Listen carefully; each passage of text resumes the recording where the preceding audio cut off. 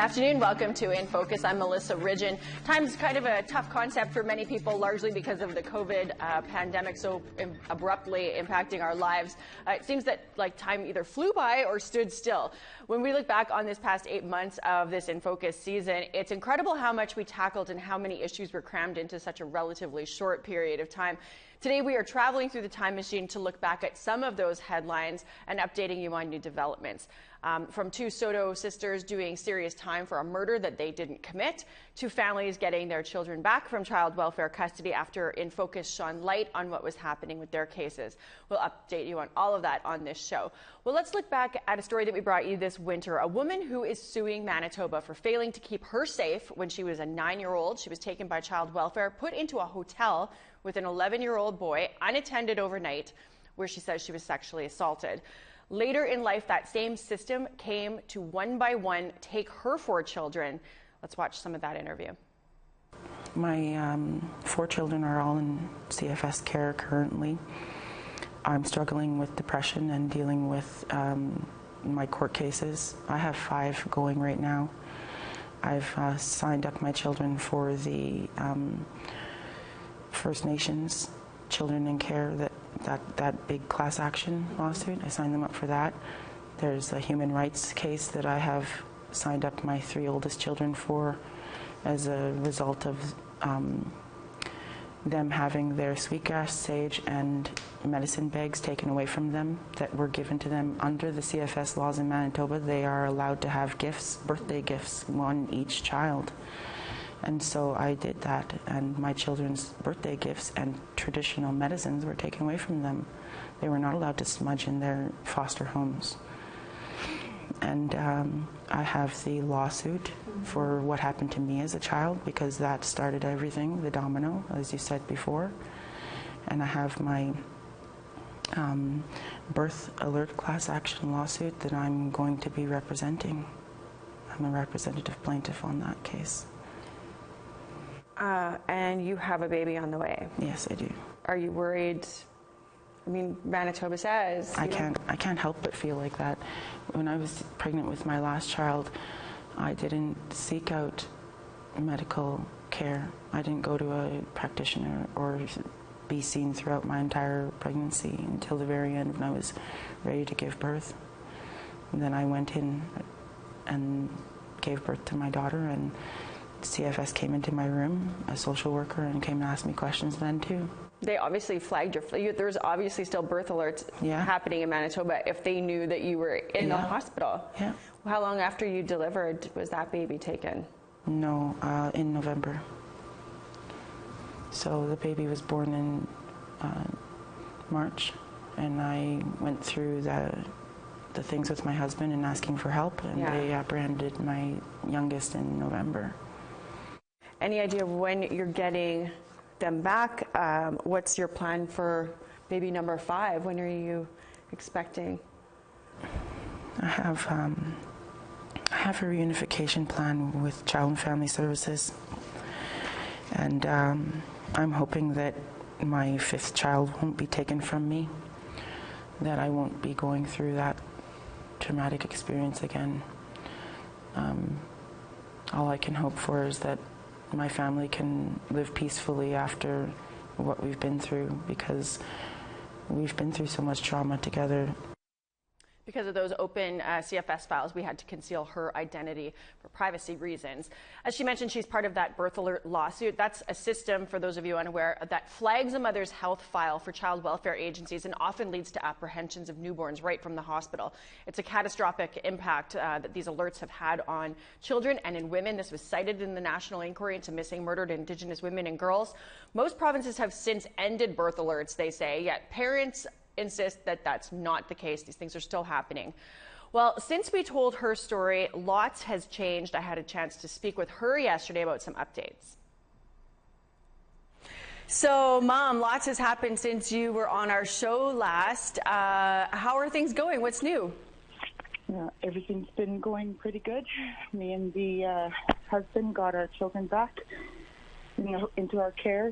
We moved into a place for me and my children to live so that we could bring them back into our care. And then CFS fast-tracked our file, got us into housing, and we moved again within a month. So there's been lots of moving around, but I'll tell you something. The Child and Family Services has an obligation to financially support any family who is in their care, and I asked my worker to provide us with funding for a moving company because I'm pregnant, and my spouse is the main supporter of our family, so if his back goes out, he wouldn't be working.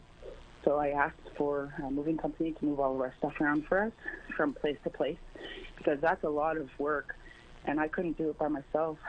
So I have, gone above and beyond what is usually asked for from CFS and, asked for more funding.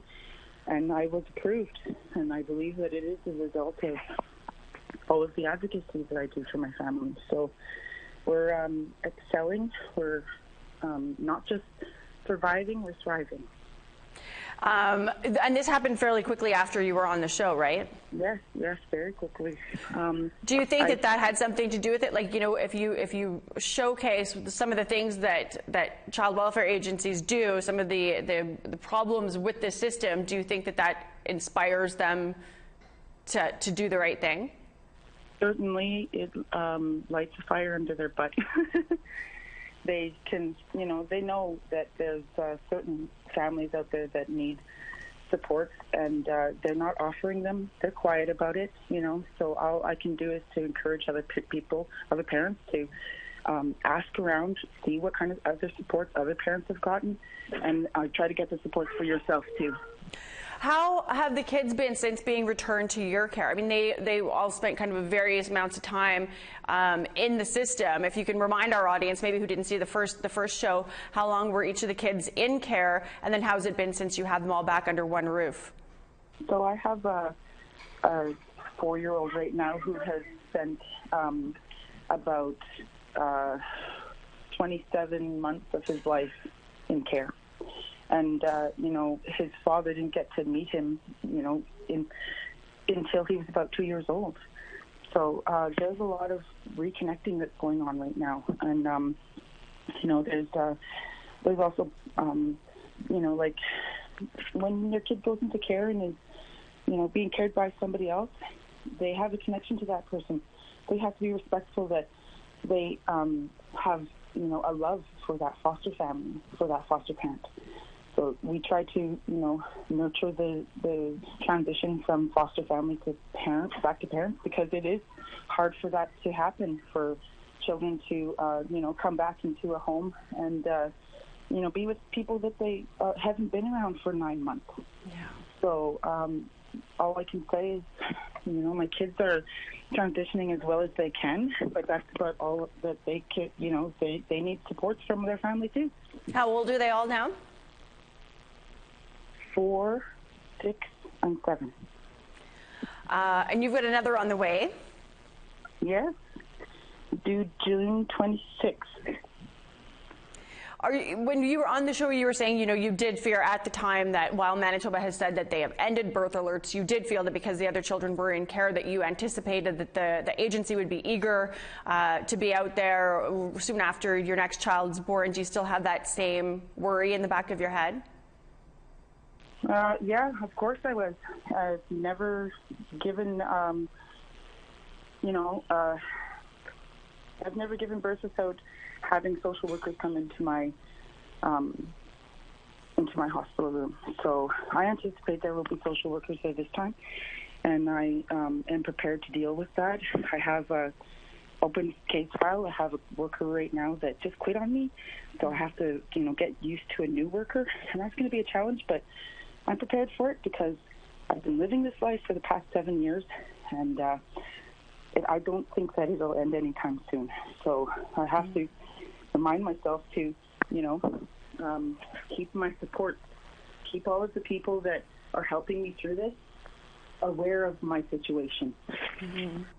You had mentioned on the show last time you've got numerous lawsuits and human rights complaints currently winding their way through the processes. Anything new to report on them? Any movement forward? Well, COVID has certainly made things slow, and there's a lot of human rights commissions that are, before mine, but we did have an update. So it went from 18 to 24 months until investigation to 10 to 12 months. So we bumped up a whole year.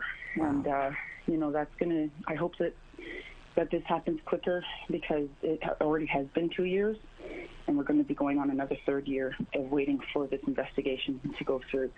And again, that's because of Child and Family Services foster home taking away a braid of sweetgrass, sage, and a medicine bag from my children. There's a lot of parents out there who are watching this. They're in the same boat that you and your family have been in. To see, you get your children back, what is the message that you would want to share with parents who are having that hopeless feeling, that the same that you did for all those years? All I can say is just continue to keep track of your story. Don't let anybody discourage you from making videos, making audios, writing letters to anybody and everybody that you can. Go all the way up to the Prime Minister if you have to. Just make sure that you don't ever give up. Don't ever let them take your kids. What's next for your family? Fast forward past when your next baby's born here next month. What's kind of the first and foremost for your family? What do you want to see done? What do you want your family life to look like? Like I said before, I want us to not just survive but thrive. I want our stability to be respected, and I want my children to be able to reconnect with their culture and with their family. So I'm just hoping that this doesn't happen again, because when a family doesn't have support, the place that they have to depend on is CFS, and it is hard for families to go through that. So. Well, and it's tough to trust a system that has taken so much away. It's hard to trust them to be there to help the rebuilding process, I would imagine. Yeah, and that's why I'm advocating a lot for changes, because there's nothing else to do but change the system so that it can be better, because it's a base system. It needs to be changed. Well, we thank you for giving us this update, and we're happy to hear that things are changing for the better for you and your family. Thank you. APTN News is going to continue to watch those lawsuits and the multiple human rights complaints as they wind through those processes. Well, this next story is one that we brought you on aptnnews.ca back in January. An Indigenous woman and her Black husband in Nova Scotia lost their 7 children after a dispute with their landlord led to their eviction. Well, instead of helping the family find a house for 9 people, child welfare apprehended the kids and split them into different foster homes scattered throughout the province. The parents went from living on about $5,000 a month, that was their child tax benefit, then it was taken from them when the kids were apprehended, to less than $400 a month that welfare paid, not enough to find a place to live, barely enough to cover the gas that they spent driving all over the place to visit their kids over the course of 7 months. Well, incredibly, at Christmas time, social workers brought 6 of the kids home for a visit and just never bothered to come back and get them. Their mother joins us now with an update on their situation. Mom, thank you for joining us. Just for our audience at home, we have to continue to protect her identity while she has her kids back. The file still remains open, so as per privacy legislation, we cannot name anybody or identify anybody who's got kids technically in the system. So, Mom, we covered this story back in January. At that point, the kids had been kind of abandoned into your care by Child and Family Services in Halifax for about a month from that Christmas visit that they just never bothered to come and get the kids from. Since we told that story in January, what's happened for your family? Since then, my 6 youngest have remained home. We currently actually closed the file with them on May 2nd. We still have an ongoing file for my oldest, where they're determining where to keep that child due to mental health issues. The agency did not bother to check in on the children after they had dropped them off. They called maybe twice, stopped in maybe once or twice, and that was it. Well, and I remember at the time it was interesting because you're like, so the kids can come home for Christmas vacation for a little visit. Two of them catch COVID, and then CFS just washes their hands of the whole family. And you had made the point, we're unfit parents apparently, unless your kids are sick, and then we're fit parents to have them all. I'm curious of the conversations that you would have been having with social workers at this point, who left the kids there. When they're phoning to check in, what's your demeanor like? How do you even respond to somebody who's saying they're checking in on your kids after they conducted themselves how they did? I can tell you right now, it's very hard to keep your composure, just because it's absolutely ridiculous that they decided, as you just said, oh, well, we're not good enough to parent, but yet when our kids get sick, they didn't want to subject their workers to transporting our children back and forth to their foster homes because they had caught COVID-19. Had they not, they probably would have taken the children back, but thankfully, in a way, it kind of worked out because they did end up staying. This had only been our second semi-supervised visit. So we had supervised visits, even though there was no violence, no physical abuse, anything like that, no drinking, no, drugs, and nothing. Mm-hmm. From the time they were taken on the 3rd of June until December, we got our first semi-supervised visit that they actually got to come into our home. And then they just left them there. Yep, they just left them there because they didn't want to subject their workers to getting sick. I have to say, this is one of my favorite stories because we tell a lot of stories on APTN InFocus about the child welfare system, and this one is just so perfect in that it really hones in on just how dysfunctional the system is. It checks all those boxes. I mean, you guys lost your kids to the system, not for any abuse or neglect, but because you had a landlord dispute. The landlord kicked you out, and instead of helping you guys find a home, they just ripped everybody apart. Another thing that I wanted to mention too, that I think our audience needs to be reminded of, or maybe they're hearing for the first time, when after you were evicted, your husband was sent to a hotel with your son, and you and the girls were sent to a women's shelter. It was the women's shelter who kind of pulled the trigger on your family, calling CFS saying these kids are wild, they're unruly, and so that's why CFS intervened and apprehended all of the kids. How does that sit with you now? I mean, you've had time for that to really sink in. The place that you went that's supposed to help women and children conducts itself like that. It sickens me. The fact that it was an Indigenous women's center, they're supposed to be there to support you and uplift you as a woman and a mother and, a person. And the fact that they literally took us from a 2-parent household and dropped myself and 6 children in an institutionalized, setting where my husband obviously could not come in. He couldn't, help me with the children. So it's like I'm a full-time mom alone for the first time with 6 children. Mm-hmm. So the fact that they had called, within a 5-day period, I think 3 times, because, my children were up a little bit later. They were running around the hallway,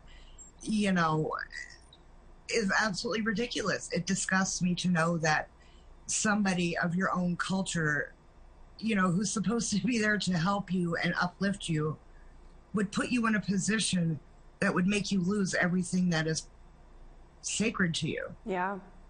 You had to fight too. I mean, after these kids got dropped off and never picked up again, you had to fight with the system for their child tax benefits, because they wanted to. They took the kids, took all the money that comes with them, that monthly baby bonus money, and then dropped the kids back off, but we're going to give you the money. How did that all work out? Well, I never got a payment for December. I never got a payment for January. I finally had to get my worker from the Native Friendship Center to get involved to kind of be the back and forth to, okay, what are you going to do? Because that's not fair that you guys just drop these children off. They have no funding. Next thing you know, you're going to be coming back, picking them up, saying that they can't take care of them because they don't have enough money. Right. So, fortunately, my worker, who was amazing, is still amazing. I still work with her. She was able to get the agency to send us a check for approximately $3,000 until the child tax started coming back in. However, we did lose 2 months. They stated that the kids never came back until January 20th, but they were actually back in December. So we just recently started getting their child tax back approximately 2 months ago. This month will be the 3rd month. I love that they can lie about stuff like that just for paperwork purposes, right? To cover their own butts. I mean, you were taking pictures, and this would have been early January, taking pictures of your family in your home, sending them to me. Yeah. So, like, I know that those children were there, and for them to say that that wasn't the case until well into January, it's just a blatant lie.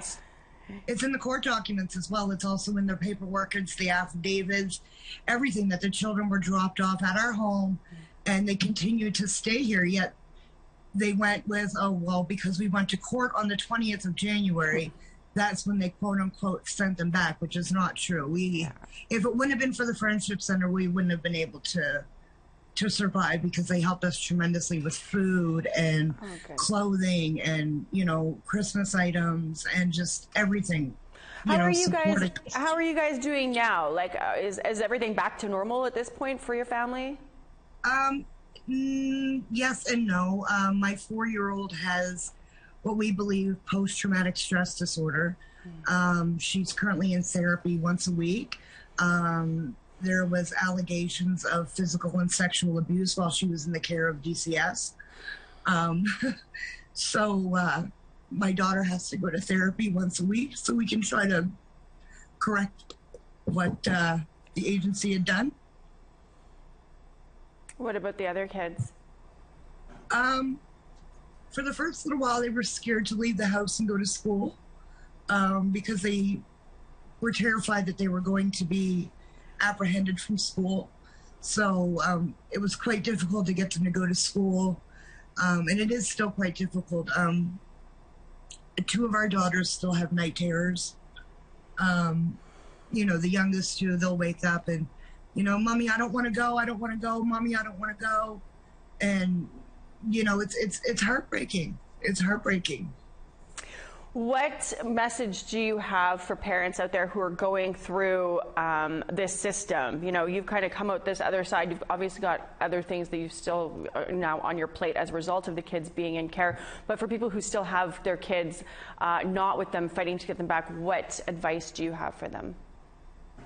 Just keep fighting, honestly. And, you know, as much as you may not want to, just you have to kind of grin and bear it when it comes to these people. They have more power than anybody.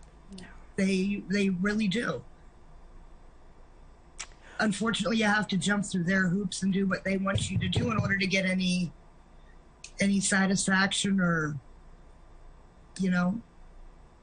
Well, hopefully there comes a day where this system, you know, I think when the public realizes what this system is, there will be pressure on the politicians to change this and turn the system on its head. And that's what we're going to keep doing, telling these stories until people see what it is all about in this industry. Mom, thank you for the update. We will keep in touch with you. We want to make sure that those kids and you guys all get through all of this.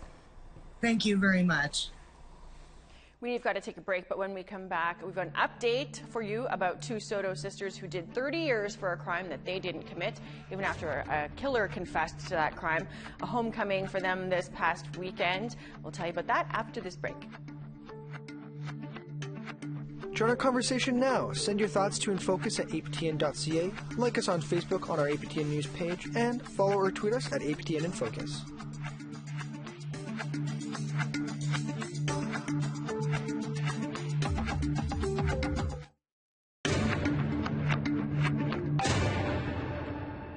Welcome back. 2 sisters from Quewzance First Nation in Saskatchewan have spent nearly 30 years behind bars for second-degree murder of a Saskatchewan farmer. They have always maintained that while they were there, while Anthony Dolph was killed in 1993, they weren't actually responsible for his death. And actually, his killer admitted to the crime on APTN Investigates, a documentary a couple of years ago, a life sentence it was called. Yet still the sisters served time for that murder. David Milgaard, who was of course one of Canada's most famous wrongful convictions, had taken up their cause along with his lawyer. Then suddenly, after a brief illness on the weekend, passed away at age 69. Here's Leanne Sanders with that story. I heard the news, it was like losing my brother. You know, how I felt when I lost my brothers. David Milgaard spent the last 18 months of his life working alongside his lawyer, James Lockyer of the Innocence Project, to free two Saskatchewan sisters they believe were wrongfully convicted in a 1993 murder. Odelia and Nerissa Quewzance have been incarcerated in various levels of the correction system since they were picked up shortly after the killing of James Dolph in Kamsack, a crime they say they didn't commit and for which a cousin served time for. On a brief release to visit her home reserve of Quewzance First Nation yesterday, Odelia spoke in an emotional tribute to Milgaard. I got a message, message, I said, he messaged me and he said he always has that free Nerissa, free Odelia. They let him, you know. And he sent me that and I said, oh, I'm going home, you know, this weekend. And his last words were, I'm so happy for you. Have a good visit with your family. Lockyer also spoke at the tribute, saying Milgaard's legacy has got to be the release of the sisters and ultimately changes to the justice system. He's left us here, but he's left us with a lot of work to do. And we all have to say we're going to do what we can to cherish his memory, but and cherish what he did for us while he was here on this earth. For David, the big thing is going to be your freedom for both of you. That's if he was here now, he'd say that's the most important thing in his life. Odelia believes Milgaard's spirit remains with her and Nerissa. Sure gonna miss him. He was such a good, you know, support. But I'm so grateful and honored for all of us to be here today. David Milgaard is here in spirit. I know he is because there's been little signs. I know there's signs, and I'm a strong believer in this way.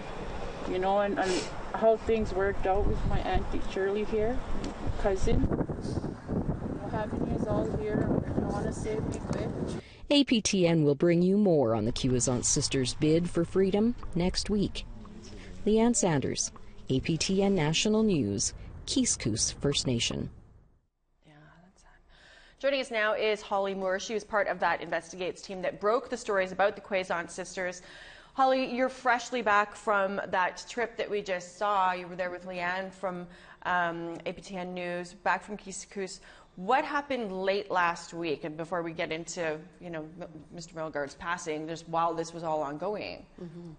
So we had planned a trip to go along on a trip with Odelia back to Quewzance with her lawyer, James Lockyer, and David Milgaard was actually invited along. She just got out of jail, was on parole, right? Yeah. Very freshly on parole and was going back there, and you guys tagged along with her. Yeah, so we tagged along with her, and she got permission to go for a 3-day pass. And Mr. Lockyer wanted to revisit the site of where the crime had happened. He wanted to go to the RCMP detachment where the women were detained. He just wanted to get a feel for the place. Right. And so David Milgaard could have come along on that trip, but he hadn't planned to come. So we all went. So it was James Lockyer, Odelia, and then also another lawyer from the Saskatchewan Legal Aid who were on board to take this tour of the area. So Kamsack is this tiny little town, just tiny, and there's 2 reserves, Quewzance and Cote. They're right next to one another. So we were leaving Sunday, Kathleen Martins and I, the reporter on this story, at around 2 o'clock when we got the news that David Milgaard had passed away.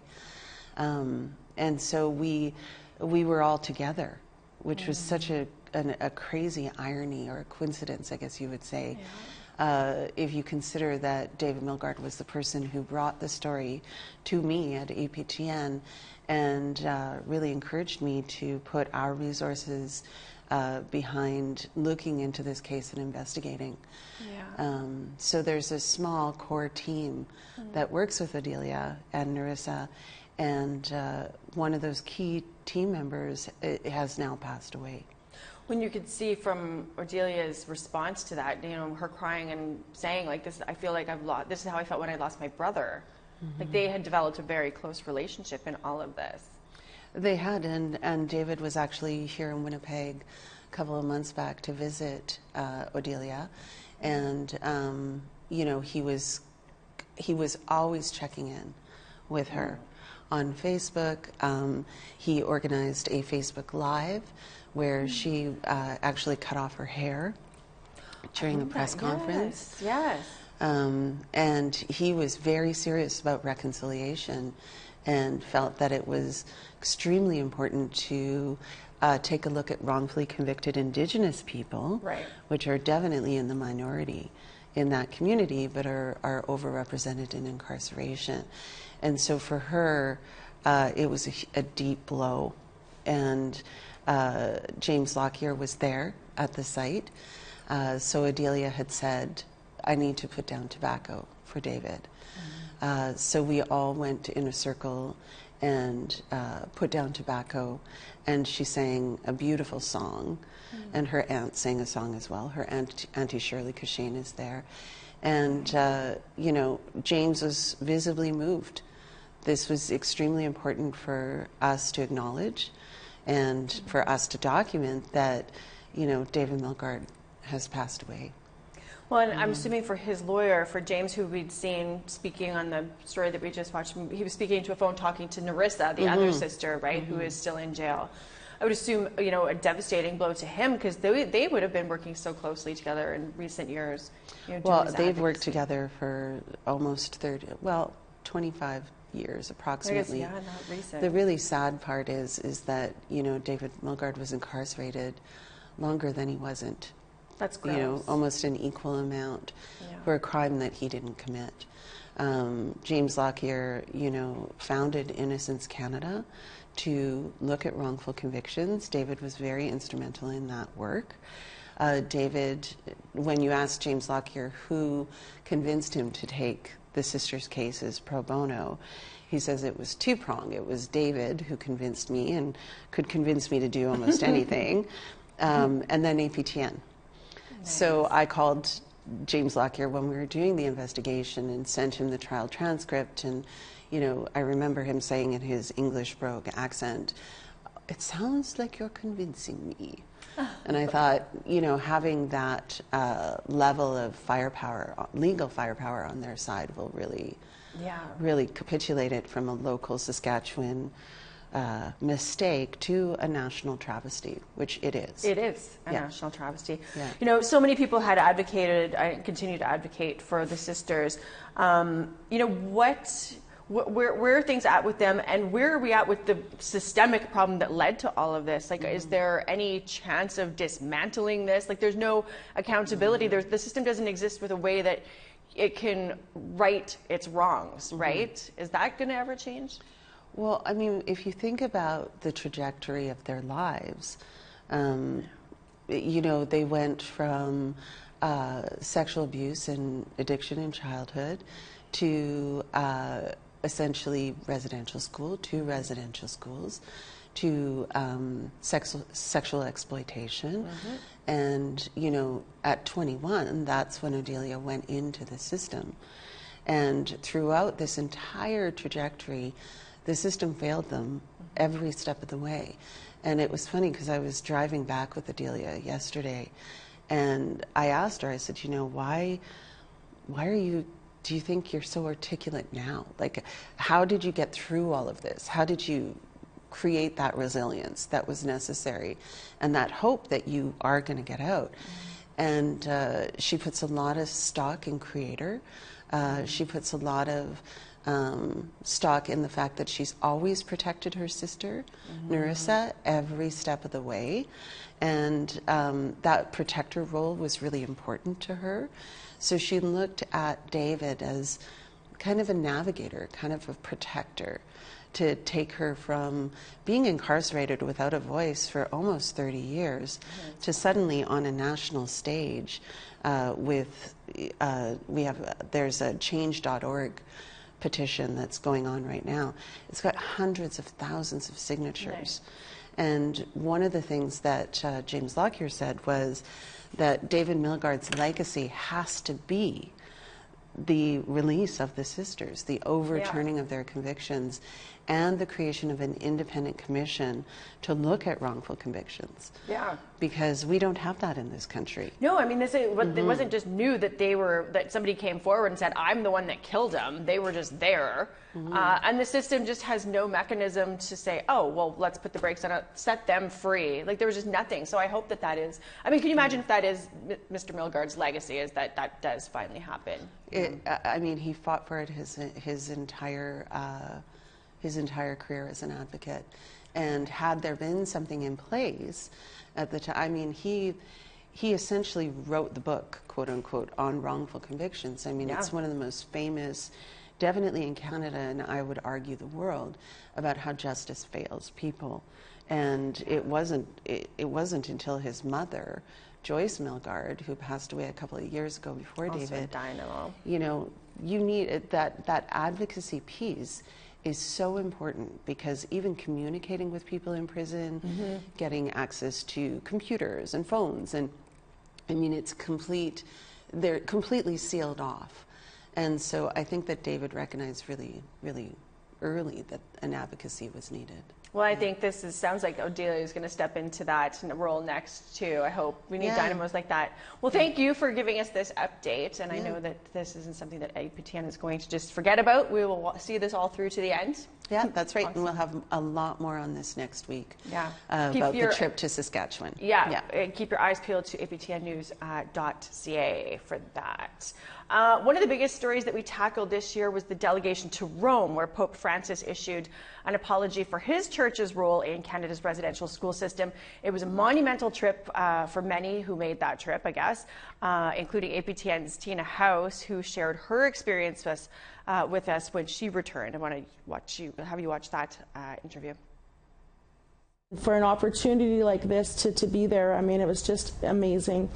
And also, of course, the little ones, the ones that don't have a voice anymore. And that was one of the questions that I actually asked Cook B. Casper when I interviewed her, was if the little ones were here now, what do you think they would feel to hear the word sorry?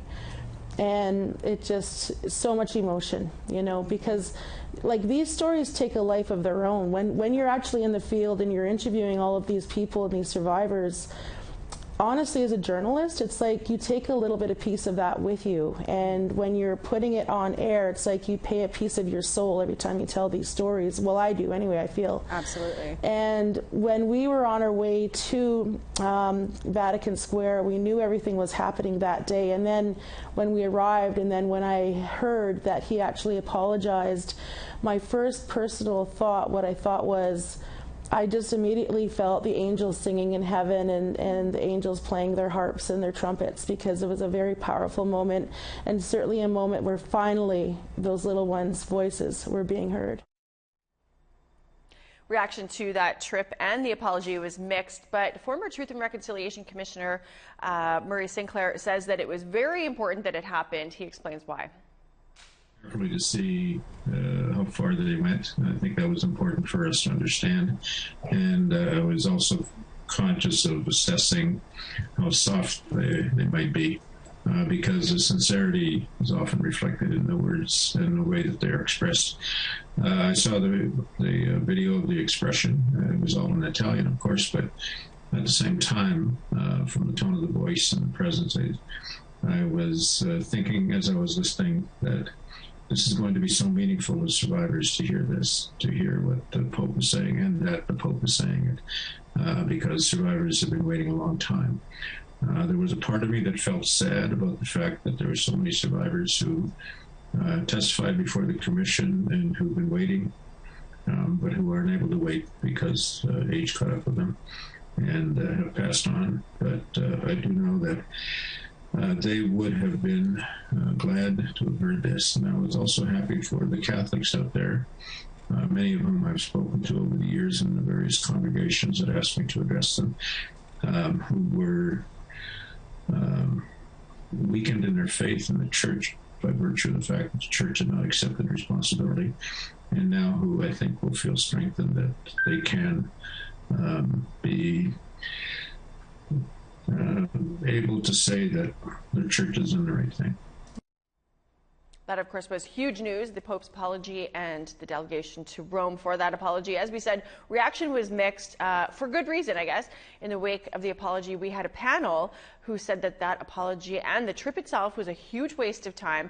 I want to show you a clip from that discussion.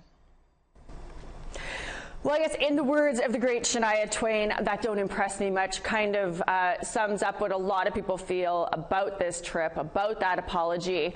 I'll ask each of you, what didn't work for you? We'll start, Dan, you want to kick it off? I think everybody already said in lots of interviews before that it wasn't really an apology for what the institution did. It was an expression of sorrow for the pain inflicted by individuals representing the Catholic Church. And so it kind of fell short. Most people felt. Yeah. Russ, what didn't work for you? Well, I guess I kind of see it two ways. I understand the residential school survivors who were impacted by attending those institutions.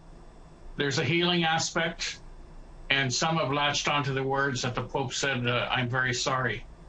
But like Dan says, it was in a larger context of not apologizing for the role the church had. And that's where the issue of justice comes in. He didn't even mention the doctrine of discovery, repudiating that, because that's the source of the genocide and the theft of lands. That led to the residential school, assimilation process, the Indian Act and all the things that followed from the church doctrine. And so, of course, I personally, as a intergenerational residential school survivor, because my immediate family members, some of them did go to residential school, I can't accept those words from the Pope. I know people are waiting for him to say more about what he's going to do when he comes to Canada. But I think that's it, that what he said in Rome was very hollow. Yeah. And I want to get back to the doctrine of discovery, the papal bulls. I know, last week people were frantically Googling what some of that even meant. Rachel, I want to ask you, though, you had made a comment kind of resounded with me about the gifts, that it's customary to give gifts on diplomatic meetings like this. Lots of people took gifts with them to give to the Pope and Catholic Church officials.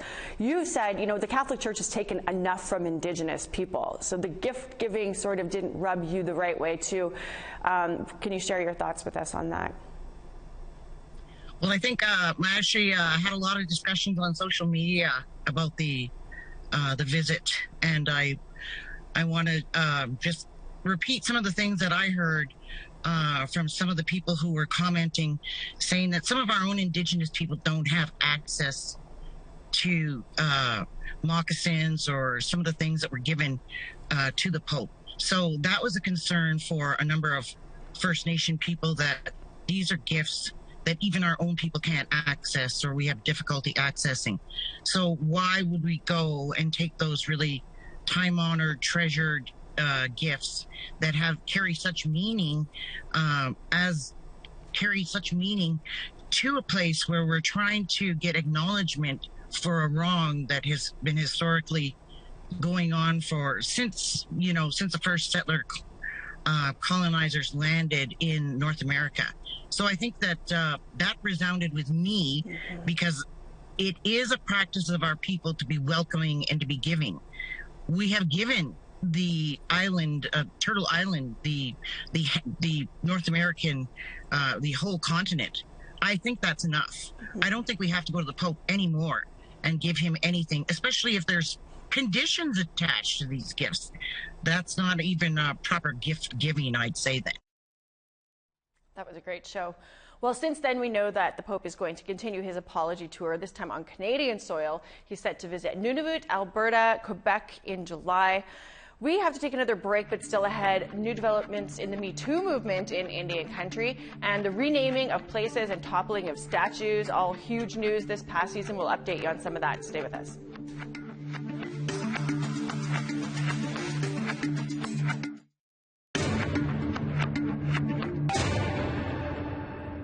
Sexual harassment in Indigenous political organizations, sexual violence in our homes and communities, even places thought to be safe like grassroots land rights movements and healing centers, predators and pests can lurk everywhere. This season, InFocus embarked on a two-part series examining sexual violence and misconduct in our communities. It seems like the women are doing a lot of the heavy lifting on that matter. Take a look back at what they want to see from the men.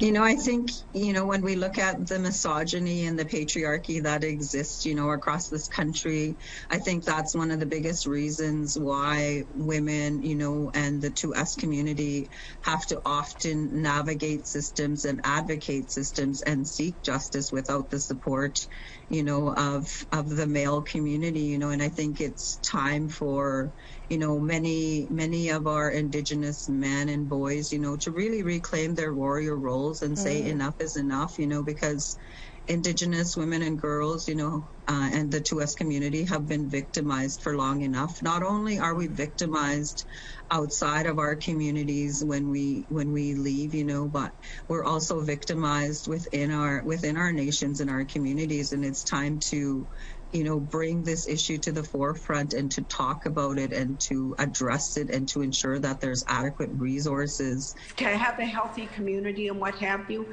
we need to include the men. They need healing. You know, our Indigenous men and boys, they've also go missing or have been murdered. And they've been violated due to the, you know, the whole colonialism impact and oppression. So, you know, they need to be there as well, and we need to be able to work together. And I'd like to see men call other men out. When a chief is charged, for example, we don't hear anything from other chiefs. No. Silence. And there's that silence around it. I don't know what would be so wrong with saying, you know, we're really upset, angry, even dismayed to hear that happened. We hope that the, you know, alleged victim, if you will, is okay, is getting what she or he needs. And, you know, we can't say anything right now because it's before the courts, but we are not happy to hear that happened and there's an investigation. I don't know what's so wrong about saying something like that. That show was only a month ago, and in the month since, I can tell you that the first Indigenous Anglican Archbishop of Canada has quit over sexual misconduct allegations. A traditional healer in Saskatchewan has pleaded guilty to 11 counts of sexual assault. The Assembly of Manitoba Chiefs still hasn't figured out what to do with their Grand Chief, who is on leave over the latest allegations of sexual misconduct against him. And the sexual assault trial against a former Assembly of First Nations regional chief continues on the East Coast. With APTN News, you can go to go on our website, and there's a whole #MeToo section in there. You can catch up on all of the sex misconduct and harassment and assault cases that have been going on in Indian country. Well, this season, more statues were toppled and names were replaced, taking honor away from historical figures in this country who have made life hell for Indigenous people here. Former APTN Investigates reporter Trina Roche is now a professor. Decolonizing places is one of her favorite topics. She joined us on an episode to tell us why. Decolonizing is really understanding an accurate version of history. Because what we have in Canada right now is this sort of creation story and a narrative that very much upholds, like, you know, is based on white supremacist values. And people always sort of like shy away from that term. You know, they maybe picture KKK guys in white sheets, and that's true, that's real. Yeah. But it also just means a society that upholds and values whiteness.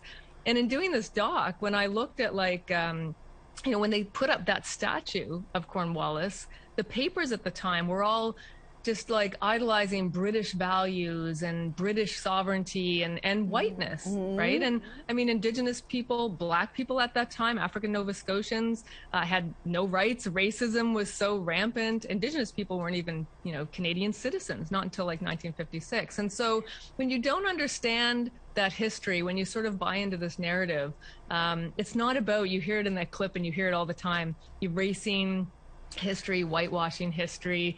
You know, it's not about that. It's about telling an accurate history.